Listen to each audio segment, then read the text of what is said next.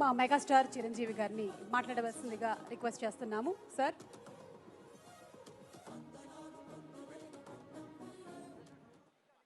ఈనాటి చాలా హృదయంగా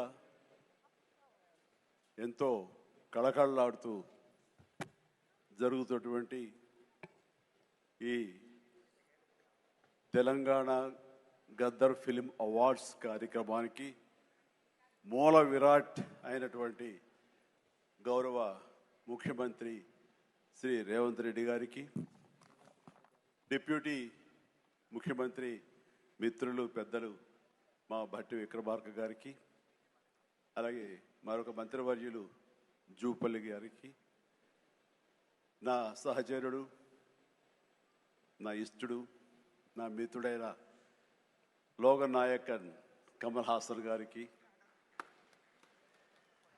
మరో సోదరుడు నాగార్జున గారికి, అలాగే మరొక నాగేశ్వర గారి అవార్డు అందుకోబోతున్న జయసుధ గారికి, and best actor సంపాదించేటువంటి Naga Chaitanya, అలాగే బెస్ట్ యాక్ట్రెస్ రష్మిక మందన, ఇతర అవార్డు గ్రహీతలందరికీ స్వాగతం పలుకుతున్నాను, అభినందనలు తెలుపుకుంటున్నాను. ఈ శ్రీ పరాభవనామ తెలుగు సంవత్సరాది ఉగాది శుభాకాంక్షలు ఇక్కడ ఉన్నటువంటి ప్రతి ఒక్కరికి, ఆహ్వానితులకు, వీక్షిస్తున్న వారికి, రెండు రాష్ట్రాల తెలుగు ప్రజలకు ప్రతి ఒక్కరికి నా మనస్ఫూర్తిగా తెలుపుకుంటూ నా సంతోషాన్ని వెలిబుచ్చుకుంటున్నాను. ఎక్కడైతే కళాకారులు గౌరవించబడతారో అక్కడ రాష్ట్రం, దేశం, ఆ రాజ్యం సుభిక్షంగా ఉంటుందన్నది నానుడి. దాన్ని సరిగ్గా అర్థం చేసుకుని ఒక సమయంలో కుంటిబడి ఉన్న, లేకపోతే నెగ్లెక్ట్ కాబడినటువంటి ఇదే ఫిలిం అవార్డ్స్ని ఆ యొక్క నానుడి అర్థం పరమార్థం గ్రహించి గౌరవ ముఖ్యమంత్రి గారు మళ్ళీ పునరుద్ధరించి కళాకారులను గౌరవించుకోవాలి, సినిమా యొక్క ప్రభావం ఎంత ఉంటుంది, దాని ప్రతాపం ఎంత ఉంటుంది, ఎంత ఇంపాక్ట్ ఇస్తుంది అనేది తెలుసుకుని ఎంతమందికి ఉద్యోగ అవకాశాలు ఇస్తాయి, ఎంతమందికి ఉపాధి కల్పిస్తుందనే దాని యొక్క ఆంతర్యం గ్రహించి మళ్ళీ దానికి పునర్జీవనం పోసి ఇదిగో ఈ రోజు ఇంత బాగా సజావుగా సాగడానికి, ఇంత హృదయంగా సాగడానికి, ఇంత అద్భుతంగా సాగడానికి కారణమైన వారికి ప్రత్యేకించిన మనస్ఫూర్తిగా ధన్యవాదాలు సభాముఖంగా తెలియజేసుకుంటున్నాను. సార్, మనం కలిసిన ప్రతిసారి మీరు సినిమా గురించి, సినిమా అభివృద్ధి గురించి, సినిమాని ఎలా ముందుకు తీసుకువెళ్ళాలంటూ ఈ హైదరాబాద్ అనేది నైసర్గిక స్వరూపంగా ఇది అన్ని దేశం మొత్తంకి మధ్యలో ఉంటుంది, అన్ని రకాల అట్మాస్ఫియర్స్ ఉన్నాయి, అన్ని రకాల అంబియన్స్ ఉన్నాయి, అన్ని రకాల ఇన్ఫ్రాస్ట్రక్చర్ ఉంది as per cinema is concern. కాబట్టి ఇక్కడ ఒక తెలుగు సినిమా కాదు, లేదా దక్షిణ భారత సినిమా కాదు, భారతదేశ సినిమా అని ఇక్కడ కేంద్రంగా ఉంచడం, భవిష్యత్తులో ప్రపంచ దేశ సినిమాలను కూడా ఇక్కడ ఆహ్వానించేలాగా మనం అన్ని అభివృద్ధి చేయాలి, దానికి అవసరట్లుగా మేమందరం సమాయుత్తం అయ్యామంటూ దానికి ప్రత్యేకించి ఈ కార్యక్రమాన్ని, ఈ యొక్క దీన్ని బృహత్ కార్యాన్ని భట్టి గారికి అప్పచెప్పారు.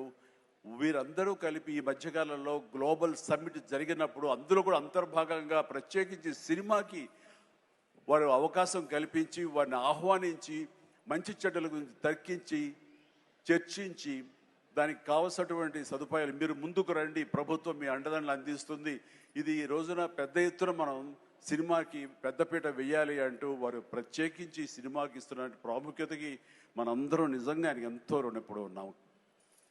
ఎందుకంటే దీని యొక్క ఆంతర్యం, దీని యొక్క విలువ గ్రహించారు కాబట్టి కేంద్ర ప్రభుత్వం కూడా వేవ్స్ అని మన సాఫ్ట్ పవర్ని ప్రపంచ దేశాలకి తెలియచెప్పాలంటూ మన కల్చర్ కానివ్వండి, మన హెరిటేజ్ కానివ్వండి, మన సినిమా కానివ్వండి, మన క్రీడలు కానివ్వండి, మన గ్రామీణకు సంబంధించినటువంటి ఆ వాతావరణం కానివ్వండి, మన ఆహారపు అలవాట్లు కానివ్వండి, ఇవన్నీ కూడా ప్రపంచ దేశాలకి తెలియజేస్తే కనుక దాని ఇంపాక్ట్ అంతా ఇంత ఉండదు. వాళ్ళని ఆకర్షించుకోగలిగితే కనుక ఆ రిజల్ట్ వేరు. అందుకనే కేంద్ర ప్రభుత్వం కూడా ఈ సాఫ్ట్ పవర్ యొక్క ఇంపాక్ట్ గ్రహించి దీన్ని వేవ్స్ అని మధ్యకాలంలో నన్ను కూడా అందులో భాగస్వామ్యం చేస్తారు. కమల్ హాసన్ గారు వీళ్ళందరినీ కూడా దాన్ని చూశారు. ఎందుకంటే వాళ్ళందరూ దాన్ని చవి చూశారు. కే పాప్ అని ఒక కొరియాకు సంబంధించి, దక్షిణ కొరియాకు సంబంధించినటువంటి ఒక కే పాప్ కానీ, కే సినిమా కానీ, అలాగే జపాన్కి సంబంధించిన యానిమే కానీ, ఇవన్నీ కూడా వాళ్ళ యొక్క కంట్రీ ఎకానమీని ఇంపాక్ట్ చేసి దానికి ఎంతో తోడ్పాటు అందించింది, వాళ్ళ జీడిపి పెరిగింది. కాబట్టి ఇది చాలా తేలిగ్గా సినిమా కదా, ఏముందిలే ఇందులో అనేలాగా తేలిగ్గా తీసుకోకుండా దీని యొక్క ప్రభావంతో మన రాష్ట్ర ఎకానమీ కూడా పెంచుకోవచ్చు.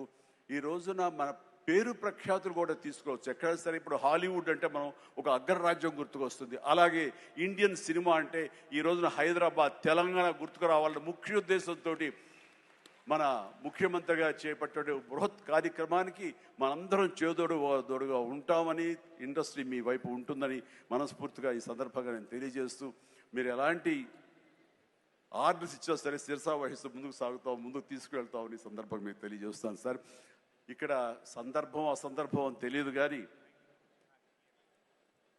మన పక్క రాష్ట్రం అయినటువంటి మనో తెలుగు రాష్ట్రం ఈ కళాకారుల పట్ల, ఈ సినిమాల పట్ల వాళ్ళని ఉత్సాహపరిచే దాని విధానంలో కొంచెం వెనకంజ వేసే ఉందనుకుంటున్నాను. కాబట్టి సినిమా వాళ్ళకి అతి దగ్గరగా ఉన్నటువంటి ముఖ్యమంత్రి గారు నారా చంద్రబాబు నాయుడు గారు, ఆయన కూడా దీన్ని ఇన్స్పిరేషన్గా తీసుకుని మరింత ప్రోత్సహిస్తే కనుక మీరు ఇచ్చే ఉత్సాహంతో ఎంతోమంది యంగ్స్టర్స్ ఈ రోజున మరిన్ని సినిమాలు చేస్తారు. ఆ సినిమా రెవెన్యూ కూడా మనకి కంట్రిబ్యూట్ అవుతుంది మన స్టేట్ ఎకానమీకి.